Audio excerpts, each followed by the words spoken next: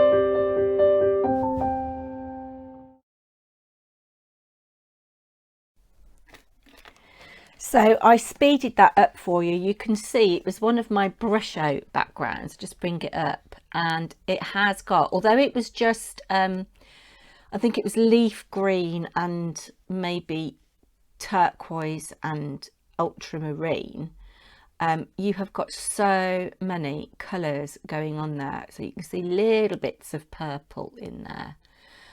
And I just took a fine liner and drew around the bits and pieces. To me it looks like a little bit of the world, which is why, like a map of the world, which is why I put all the world is bright.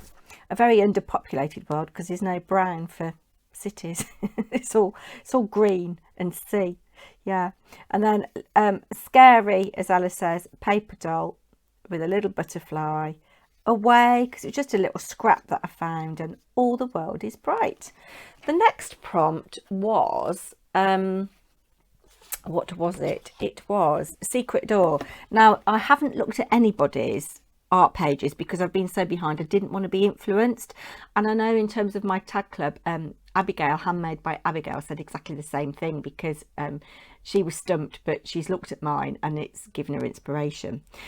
So Secret Door, I kind of thought, you know, in spy films and that, there's often a library or an office with lots and lots of books, and there's a hidden door behind the books. So there is in here a hidden door, and it's a Rare Oddities paper, and behind it is just another little piece of Tim Holtz ephemera, and I just put it on a bit of paper with text because I thought that was appropriate for the book. So very simple, but I am getting better with my knife skills, which I'm pleased about.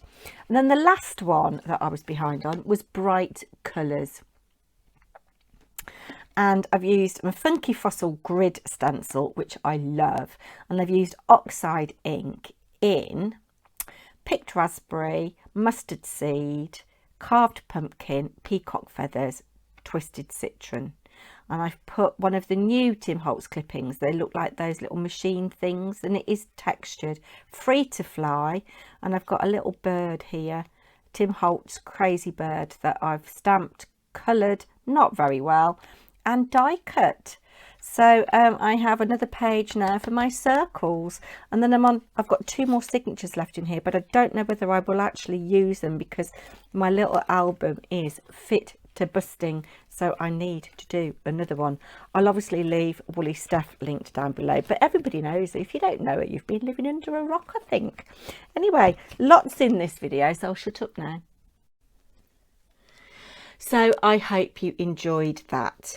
Now, a couple of weeks ago, I showed this card that I made, V for vellum, and I said there was a mistake, and people said, oh, I can't see the mistake. Well, I don't know whether you can see, there's actually text on this piece of vellum, and I've put it on back to front. Yeah, it's back to front. So yeah, that's the right way, and you can see the text the right way around, but yeah, it's back to front. Yeah, so that was the mistake. Well done if you spotted it. So let's crack on now, because I've already been on ages with my makes. So the week before last, what we should have uploaded last week, and most people did but I didn't, was L for letterpress. I don't have a letterpress machine, but I have done a bit of research. I bet Diane Cross did if she joined in. She likes her research, doesn't she? And I've tried this technique before. I've seen Jennifer Maguire do it. I haven't made this into anything because I'm not happy with it. And I think the problem is I haven't got the right kinds of ink. So this is oxide ink, which is a hybrid ink. It's a mixture of pigment and dye-based ink. And I think you need a dye-based ink for this technique. So I've taken an embossing folder, and I've inked the wrong bit really, because with letterpress you want the ink to go into the embossed bits, but obviously this is text, so it would have been the wrong way around. But yeah, don't like that. That's going in the bin. I tried it with another embossing folder and did it on the other bit, and I saw Jennifer Maguire do this technique, and it's a piece of mess. It's a hot mess. You're supposed to swipe the ink across the raised portion of your embossing folder, and then that applies colour to it, and then when you put it in your embossing folder and you put it through your machine, the pressure will transfer the ink into these bits here. But I made a hot mess of getting the colour in. Maybe it was the wrong kind of embossing folder. I didn't seem to have the right kind of embossing folder. So that was Speckled Egg Distress Oxide. The December one was Picked Raspberry. This is Morning Mist Versifying Clair. Still a little bit messy, but not entirely happy with the technique. Then I saw Jennifer do another technique, and I thought, oh, that looks quite promising. And you use die cuts, and what you have to do, she suggested using 110 pound cardstock. I don't know what that is in GSM. I suspect it's slightly heavier than 300 GSM. I don't know, but you layer up 2 pieces of white card, or it could be any colour, and then a piece of vellum on the back, and you layer it all up together. and then you ink the vellum. And the idea is that you can use this over and over again. I mean, she managed to wipe the ink clean off her vellum, but I've not managed to. So I experimented. This was the first one I did with Distress Oxide. Not enough colour, not enough depth. I reapplied, sorry, this was the first one I did, and you can see no impression at all. So it's about knowing your machine, knowing the plates, and figuring the right combination, as it were. Quite nice colour transfer. I don't like the speckles though, and I think I'd sprayed this with water, which is why it's a bit paler. Then I added a metal shim to the mix, and I got a slightly deeper impression, but again, I didn't like the colour. And then finally, I thought, well, I'll add another layer of white cardstock. So I've got quite a chunky little element here. And I used VersaFine Clair because I don't have many colours. I've got Twilight, which is a very deep blue, verdant green, or so, one of the greens, a brown, black, and yeah. So I've used the yellow, and actually that has given quite a nice impress, but I think I could still go even further and add maybe another shim to get a deeper impress into the card. I thought, oh, I'm not going to bother with this again, but actually if I had time and the right dye and the right ink, I think I might persevere with it. This is a 5x4 card base, and this was just a scrap of card. Got a little bit of shmoo on it, but the word snow. My daughter Molly's here at the moment. She said you should have put the sentiment, never eat yellow snow. That would have been quite good, wouldn't it? So that is my L for letterpress. This week was D for doilies. Now, I don't have many doilies. It's not the kind of thing I use. It's not my crafting style. But I knew that somewhere I'd got some, and ages ago, as part of a kit I bought on Creative Craft, Downton Abbey stuff, I found this little pack of doilies, this 50 white paper doilies, 4-inch size. And you can see that I've done something with this, but I haven't used it on my card. I looked at the holes and I thought those are quite nice patterns. What if I stencil through it? So I did. I used lime green. I used a twisted citron and peacock feathers. I was initially going to have it this way, so blue for the sky, green for the grass, but then when I looked at this die cut that somebody sent me, I think it might have been Angie Beaumont, I'm not sure, I thought that the landscape orientation looked a lot better. So yeah, I went through with a blending brush, didn't even add any extra ink to the green, and just used it, orientated it around, filled the gaps in, and then a little bit of peacock feathers for the blue. Then I took this die cut, which was white, it's on pearlescent card.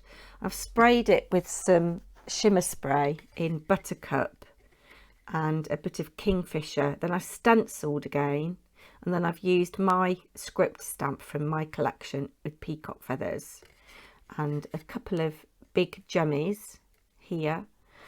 These were gifted to me by the lovely Janet Kay, Tea and Craft with Janet Kay, and a Glimpse of Heaven sticker. So that's me a little bit more caught up. I just need to do now this month, I think, in terms of challenges, I've got to do Cooking Up Crafts. I did do April's, but I haven't filmed it, so I'll do a catch up of that. And I've got to do Monica Wachluska's, and then my design team projects, and I think I'm pretty much up to date then. If you would like these doilies, including this one, which you could use for something, I'll pop that in here. If you'd like these doilies and you're still here, comment the word or the phrase, put it in a fun sentence, Downton Abbey. We'll see who's still here watching after all this drivel. talking of drivel, I think I might come back tomorrow with a coffee shop drivel because I've got a lot to say. Take care, everybody. Don't forget to give a big thumbs up, like, share and subscribe. Tell all your friends. Don't forget about my PT Tag Club and my giveaway challenge. Bye now.